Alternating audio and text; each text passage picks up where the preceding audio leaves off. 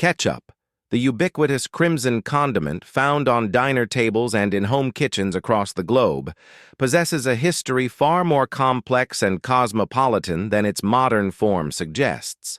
Its journey from a fermented fish sauce in ancient Asia to a sweet tomato-based staple of the Western diet is a story of cultural exchange, linguistic evolution, and industrial innovation.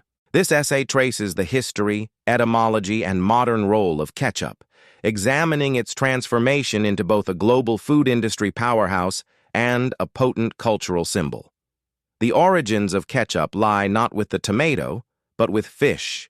As early as the 17th century, a fermented sauce made from salted fish and spices was common in coastal regions of China, particularly in Fujian and Guangdong provinces.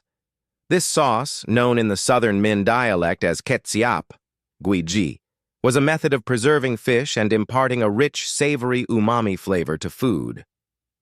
Through trade routes, this concept spread to Southeast Asia, where it encountered similar condiments. In Indonesia and Malaysia, the word Kê-tsiap, pronounced Kê-tsiap, emerged as a generic term for fermented sauces, most notably Kê-tsiap asin, salty sauce, and the sweet, soy-based Kê-tsiap manis. The etymology of the English word ketchup directly reflects this journey.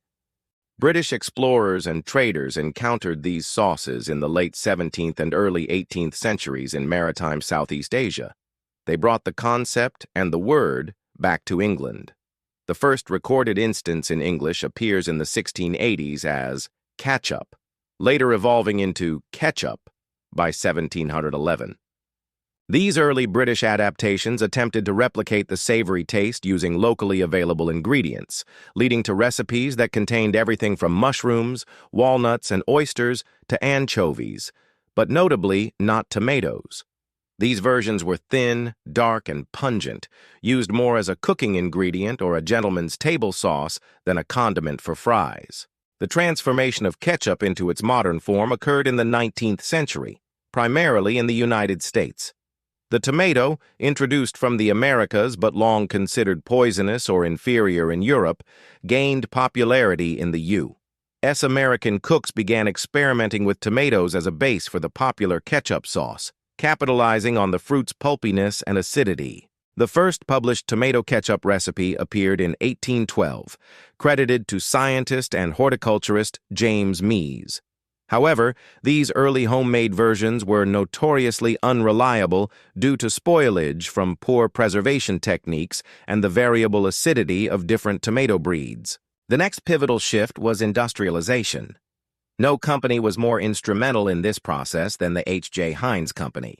In 1876, Heinz launched its tomato ketchup, and its success was built on a trifecta of innovations: a recipe that emphasized a sweet and sour profile with significant sugar and vinegar, the use of ripe red tomatoes for a consistent color and taste, and, most importantly, a revolutionary packaging and marketing strategy. Heinz's use of the iconic clear glass bottle was a masterstroke. It guaranteed purity and quality by allowing the consumer to see the product, building immense trust in an era plagued by food adulteration. Aggressive marketing campaigns cemented ketchup's place in the American pantry, and later, through global expansion, the world's. In the modern global food industry, ketchup is a behemoth. It is a staple product for multinational corporations like Kraft Heinz, Unilever, and Del Monte, with annual sales amounting to billions of dollars. Its consumption trends are fascinating. While the North American market is largely saturated, growth is now driven by emerging economies in Asia and Latin America, often as an introduction to Western-style fast food. This global presence has ignited health debates. Traditional ketchup contains lycopene, an antioxidant from tomatoes, but its high fructose corn syrup content links it to discussions about sugar intake, obesity, and processed food. This has spurred a market for artisanal, organic, and reduced sugar varieties. Culturally, ketchup has evolved into a powerful symbol. In North America, it is an uncontroversial, all-purpose condiment representing comfort, familiarity, and Americana. Yet, in other culinary traditions, its use can be contentious. In France, it has been polemically dubbed the American sauce, and its presence on traditional dishes is sometimes viewed as a gastronomic transgression, symbolizing the fear of cultural homogenization through fast food. Conversely, in the Philippines and Japan, ketchup has been enthusiastically adopted and adapted, creating unique local variants like banana ketchup or fruity, less spicy versions used in Japanese omurice and Neapolitan pasta. In conclusion, ketchup's history is a mirror reflecting centuries of globalization. It began as an Asian ferment, traveled the world under a name borrowed from Malay, was radically reinvented with a New World fruit, and was perfected through American industrial ingenuity.